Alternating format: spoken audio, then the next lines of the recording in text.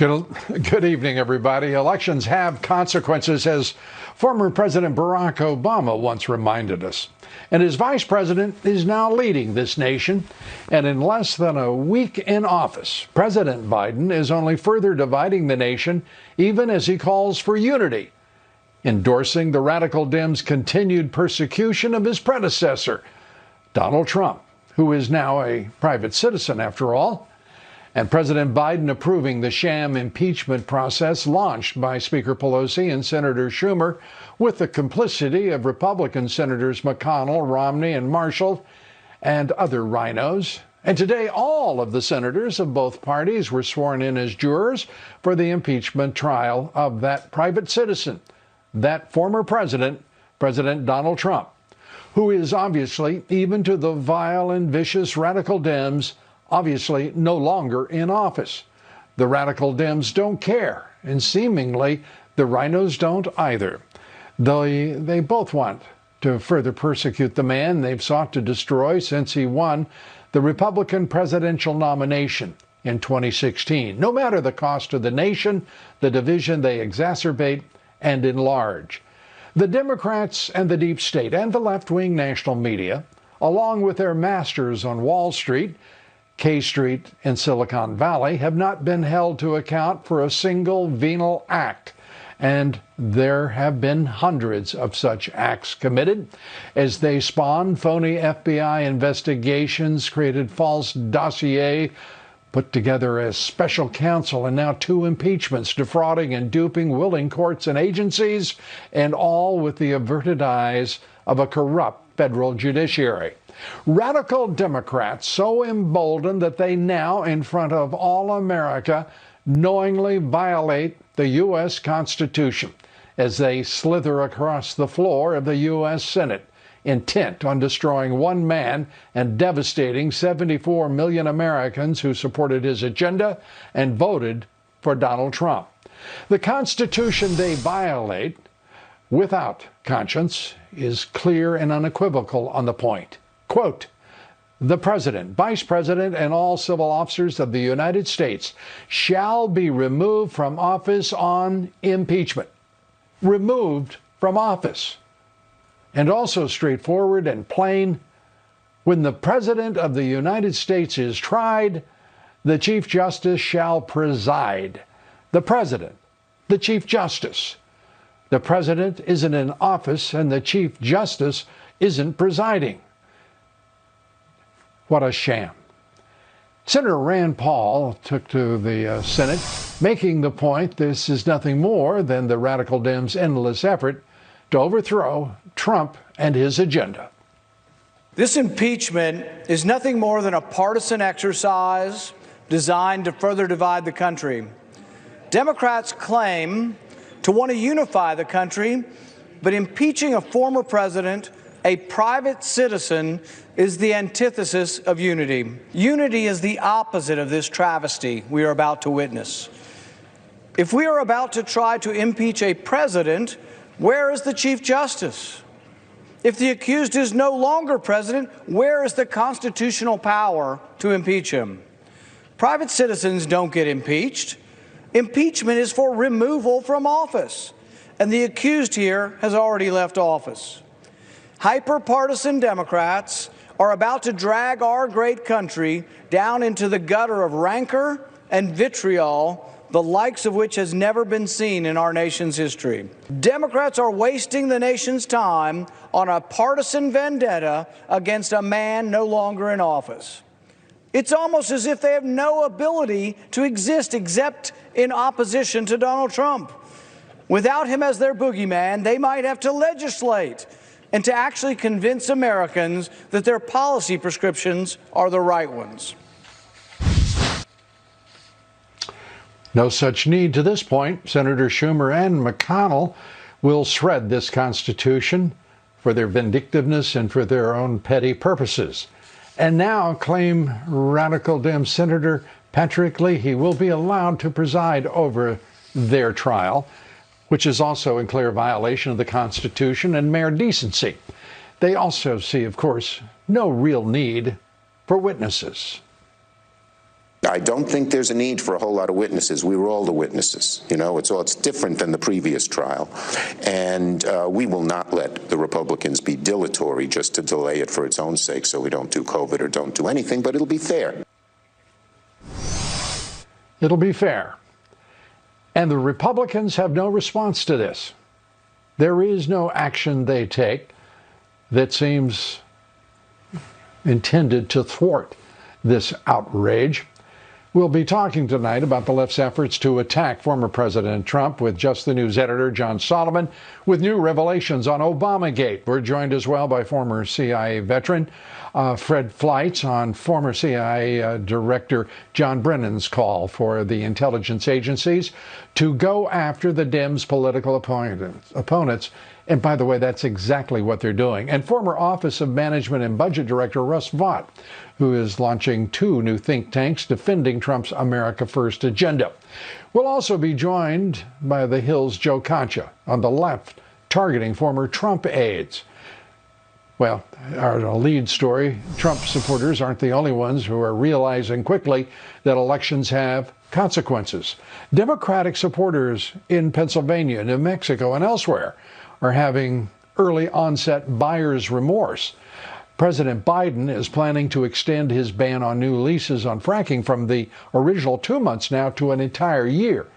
Do you remember when Biden and Harris kept telling their voters that they wouldn't ban fracking? I guarantee you, we're going to end fossil fuel. No new fracking. I am not banning fracking, period.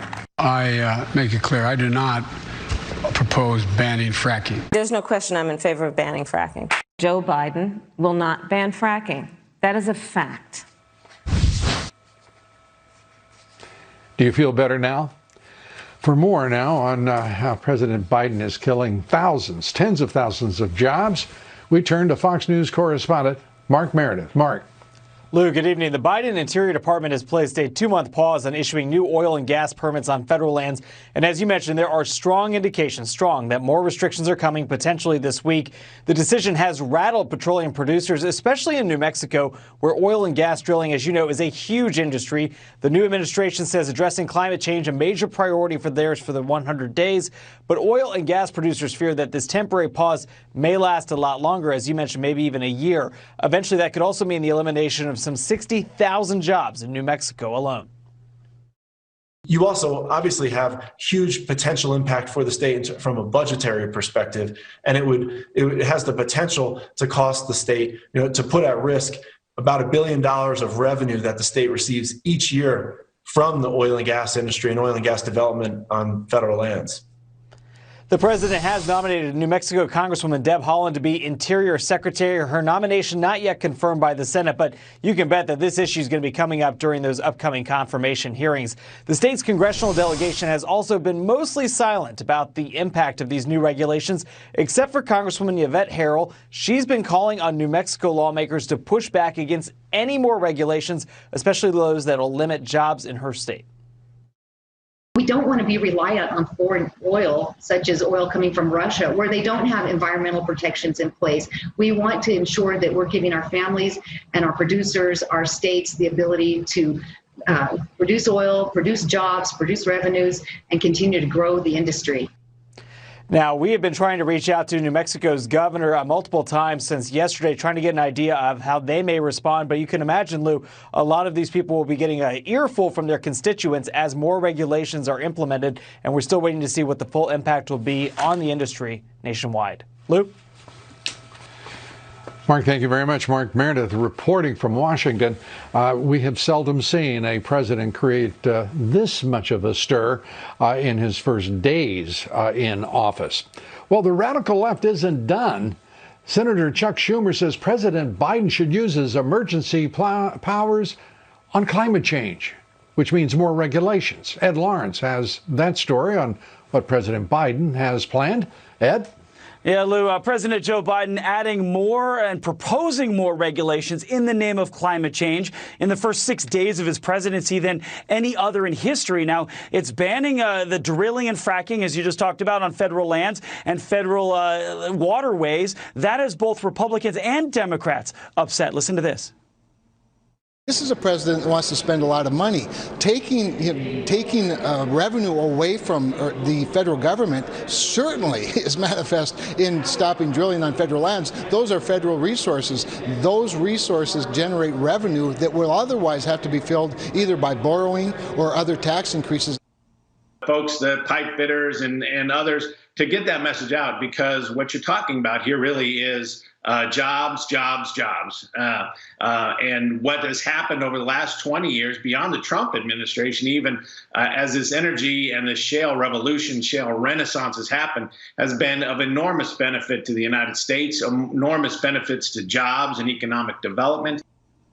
Now, other regulations from the administration target the auto industry in the name of climate change. The Biden administration wants to be net zero by 2050, affecting the future of auto jobs. There are new mandatory workplace safety regulations for COVID-19 that are coming. That adds another layer for medical professionals. And Treasury Secretary Janet Yellen testified an additional 10% income tax on companies could be imposed, that make goods overseas and bring them and import them into the United States. And that is on top of raising the corporate tax rate, which the Biden administration wants to do. Back to you, Lou.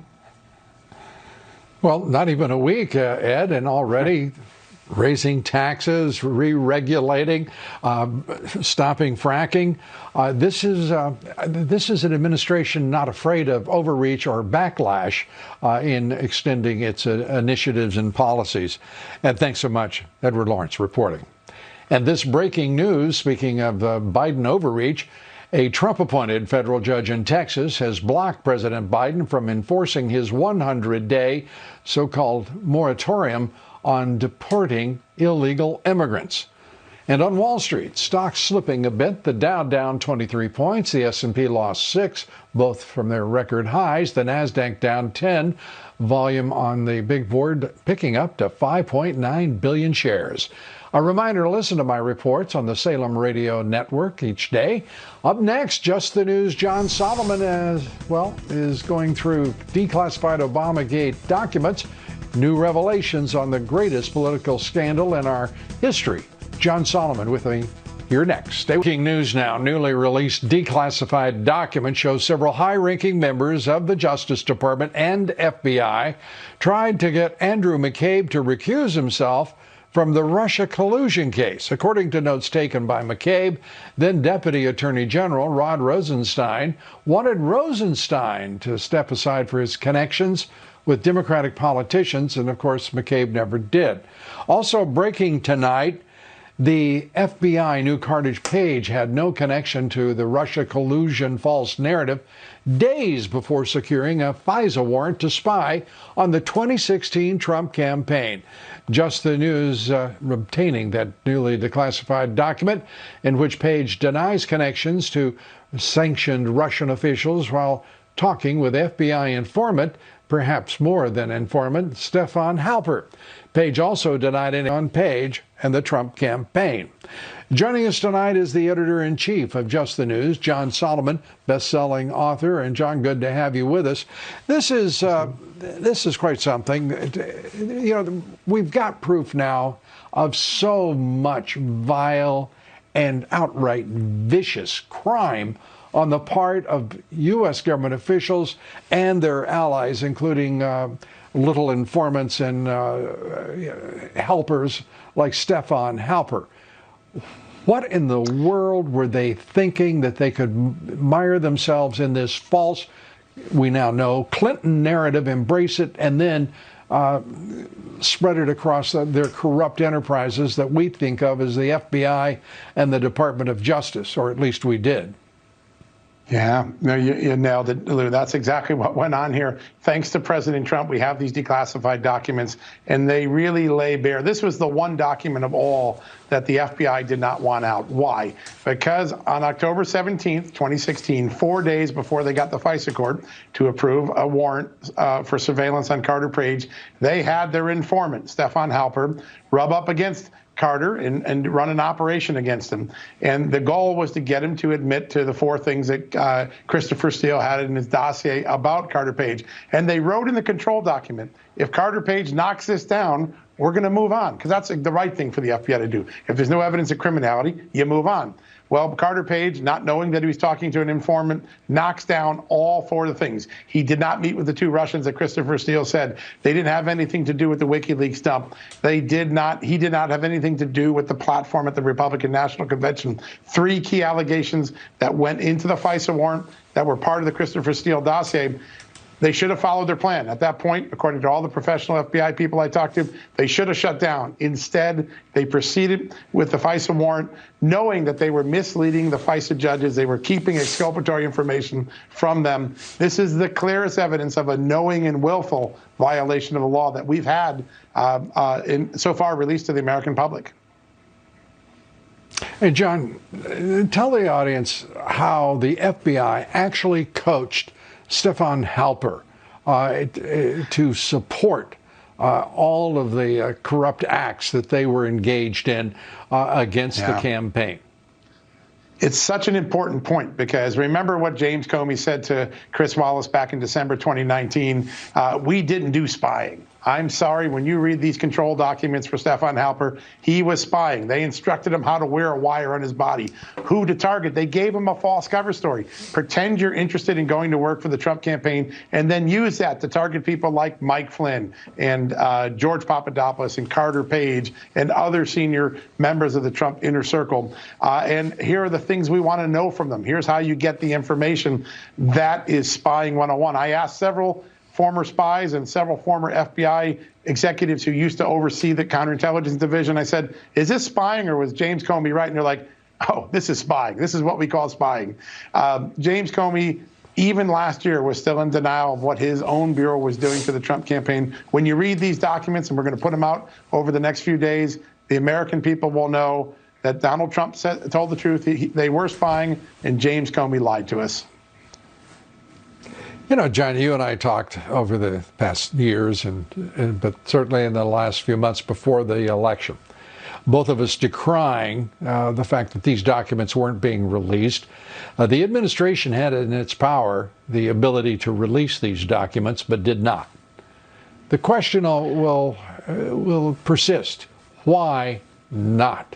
Because I don't know about you, but I think clearly these documents would have made a huge difference in the minds of many Americans. I don't know if it would have changed the outcome, but it certainly would have changed, I think, a lot of minds and awakened a lot of minds as to what their government was actually doing to persecute this president and his campaign.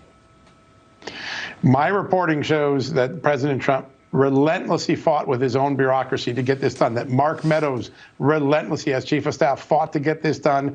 And time and again, the career bureaucrats at the FBI, the CIA, the intelligence community kept sticking their foot out, bringing up last-minute legal blocks to do this. This happened even on the 19th, and quite frankly, on the 20th, they were trying to get the documents back already. But they persisted. Donald Trump and Mark Meadows, they persisted, and now we have a much more full accounting of the FBI's misconduct, and it's not a pretty picture. It's not a pretty picture, and you and I both know, and so does this audience, not a single one of these criminals will be held to account. Well, I hope you were wrong about that. I hope we're wrong about that. But listen, there's only been one, and a junior law student could have made that case. I do see some evidence that they're circling in on 4 or 5 leaders of the FBI, former leaders of the FBI. Let's see if John Durham can deliver between now and March. I think if it goes beyond March, we might as well pack up and just say we got what we got. It's starting to feel like we got what we got, and I don't like what we got. John Solomon, it's great to have you with us. Thanks so much. Appreciate it. And as John said, those documents will be available on Just the News in the coming days. Up next, Huawei while President Joe Biden is killing jobs at home, China is exerting its power over our universities. A Huawei employee now claims he was the ghostwriter for a 2019 article supposedly written by MIT's Nicholas Negroponte, in which he defended Huawei against President Trump. Huawei, it turns out, has funded former CIA analyst, former chief of staff at the National Security Council, now president and CEO of the Center for Security Policy. Your reaction, Fred, first of all, it's good to see you, but your reaction to the news that a former DNI's brother is accused of, having money that wasn't reported from China, and also his articles supporting Huawei were ghostwritten by Huawei employees, according to those allegations. Your thoughts? Lou, it's good to be here. Well, I knew John Negroponte. I can't imagine he had anything to do with his brother being involved in this, but this just shows the global threat that China poses to our security and international security. And my real concern here... Wait, Fred, excuse me, let me interrupt. I ask you a straightforward question. Isn't this disturbing that we have this at MIT? You're talking about the brother, John and Nicholas Negroponte, brothers, and one of them, the head of DNI, again, CIA is not investigating this apparently. The FBI is not investigating, it's the Education Department. How big a bunch of fools are we going to play to be? This is outrageous. I think it's very outrageous, and I believe that China has enormous influence in academia, in where sensitive research is being done. And the Trump administration was getting after China on this, and I don't think the Biden administration understands this threat. And what I was going to say, what troubles me is that Biden appointees could not bring themselves to call China an adversary. This is DNI Haynes, the new Secretary of Defense Austin. They said China is a competitor, Lou, not an adversary. Right. No, right. France is a competitor. China is an adversary or an enemy. And if the Biden administration can't call it an adversary, we're in for trouble. Well, I think we're in for trouble, and I know that you think so as well, because words matter. And the words that are being used here are absolutely, it's scurrilous to see this kind of nonsense. We're talking about over 400,000 Americans dead. We're talking about 25 million Americans infected by the China virus. And we've got people talking about the biggest issue, including the president apparently. The biggest issue is xenophobia, and that it's xenophobic to call the China virus, which originated in China, the China virus. I mean, are we really in that deep an Orwellian pit? Your thoughts? The Chinese government sees this. They see that the Biden administration wants to deal with it multilaterally through consultations, that they're going to drop the Trump administration's confrontational and what they claim is warlike approach to China. China can't wait. The pressure will be off. Their economy will soar because their cheating international trade will soar. They're all ready to take advantage of what they see as an extremely weak and naive U.S. president. Is it just geopolitical theater that the Theodore Roosevelt strike force is in the South China Sea, and at the same time the Chinese are launching overflights of dozens of aircraft over Taiwan? Are Xi and Biden just playing on the world stage here to make it look better for Biden? I don't think Xi is worried about Biden at all. And I think these flights of Chinese Air Force planes over Taiwan is very serious. It sends a message to the world, to Taiwan and to the United States, that China does plan to take over Taiwan, that invasion is coming. And I got to tell you, we cannot show weakness to China right now, because that day could be moved up substantially if that's what Biden is going to communicate. Well, Biden has already put our troops back into Syria, sent them in straight away, a day after his inauguration. That's serious, too. This president seems to be trying to unwind everything that President Trump was doing, including bringing our troops home. I think that's right. And I mean, a related issue can't get in here is the Iran deal. I think Biden is determined to rejoin this deal, and Iran knows it. It is trying to put preconditions down. So whatever talks we start will be on Iran's terms. And Lou, we will get a deal worse than Obama's deal at this rate. Well, perhaps we will get lucky. I'll admit our luck looks a little shaky here of late. Fred Fleitz, good to have you with us. Thanks so much. Up next, President Trump may not be in office, but the Trump agenda will play a major role in politics for years. We're joined by former Office of Management and Budget Director Russ Vought, establishing a think tank dedicated to the agenda of Donald J. Trump. He joins us next. And please visit LouDobbsShop.com. Pick up your copy of The Trump Century, a great read about the great president. You can also pick up your official Lou Dobbs Tonight mug. We encourage you to do so. Very chic. That's LouDobbsShop.com. LouDobbsShop.com. We'll be right back. Please stay. President Biden has taken 33 executive actions in his first week in office. 33 executive orders, 23 of them executive orders. That's more than any of his predecessors. 12 of them are aimed at reversing President Trump's America First agenda. But watch what candidate Joe Biden had said just in October about governing through executive orders. I have this strange notion. We are a democracy. Some of my Republican friends and some of my Democratic friends even occasionally say, well, if you can't get the votes by executive order, you're going to do something. Things you can't do by executive order unless you're a dictator. We're a democracy. We need consensus. How's he doing on that consensus thing? More executive actions than any president at this point in their term ever, despite what you heard him swear, pledge to the American people he would do, just like fracking. And the list goes on.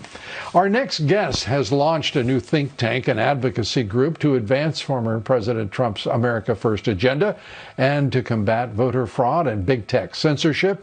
Joining us tonight is Russ Vought, former director of the Office of Management and Budget and president of the Center for American Restoration Action. Russ, it's good to have you with us, and congratulations on the new organizations. And their purpose is straightforwardly America First, the president's agenda, to preserve it. That's a tall, and tough order. It is. Thanks for having me on, Lou. We want to stand for the proposition that this president stood for, which was that we're America and we have a people that are for God, are for this country and for community. And we want to make sure we are ending endless wars. We want to make sure that people have an opportunity to participate in social media without their views being censored, that they can trust in fair elections, that they can have immigration enforcement so that we don't have amnesty, and to not have a war on energy like you just mentioned, and this administration is already redeclaring the war on energy. And so these are the types of issues that the president fought for. We're going to continue to fight on behalf of those issues from an America First perspective. This new administration is giving us a ton of proposals that we need to battle back. I guess a lot of people would say one thing that we are blessed with in this country is a capital city filled with think tanks and donor money gushing toward them to drive the agenda. How is this going to work differently? Because we have had a border that the president succeeded in securing against illegal immigration in large measure because of his relationship with Manuel Lopez Obrador, with his bold statements about and actions against the cartels. This president means to leave that border wide open means to, as every other nation with any sense is securing its borders because of the China virus pandemic. This president, in his wisdom, has decided to open it wide to refugees, illegal immigrants, and smugglers of all sorts. It doesn't make a lot of sense. What can a think tank do here to help? As we're watching a president who has all of the power and every instinct to send an executive order flying on a moment's notice, despite what he said. It's a great question. This is going to be an action center that's designed to rally the 70 million people across this country that support President Trump's ideas, the America First agenda, and to rally them to be participate in the elective process, to be able to work with their members of Congress, to provide accountability, to use the very tight margins in the House of Representatives and in the United States Senate to be able to push for legislation that puts pressure on the Biden administration. We believe that this is going to be something that is always going to be oriented towards the fight. We intend to be fearless, faithful, and frugal with any resources that we are given to be invested into the fight. And we're not going to take corporate money because we want the fight to be always generated from where the will of the American people is and where the Biden administration is pressing at the lines. And we want to fight there and not based on any kind of agenda that's given by donors. Well, that's a noble aspiration. At the same time, it's pretty clear corporate America has made a decision. They're not going to give money to anyone who challenged. They're not going to give any money to Republicans, period, I believe. That's where we are. And I believe that somebody's going to have to make a decision about just where corporate America should be in our elections. And I would hope that your think tank would consider whether or not corporate America should be involved in our elections. Who's made this decision, and how much are we going to put up with it? Because the president is a populist, and he may at various points been a reluctant populist, but he is a populist. And to square it up with your fundraising is wonderful.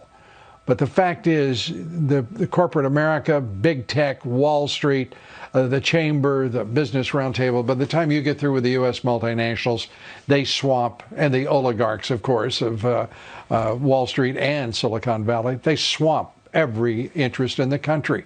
How do you balance that? How do you create a countervailing force against that? Because that's what the American people need.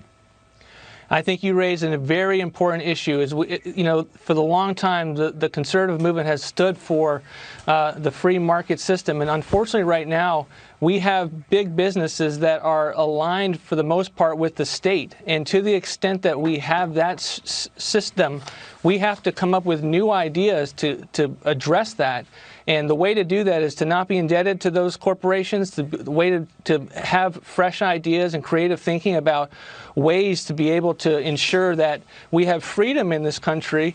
It comes from being able to think creatively and to do what President Trump did, which was to get up every single morning, fight for the American people, align with our principles, but figure out what is the moment that this country is facing right now and to come up with policy ideas for the moment.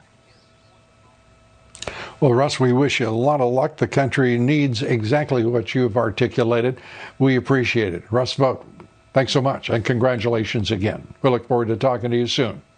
Up next, White House press briefings trying to change history.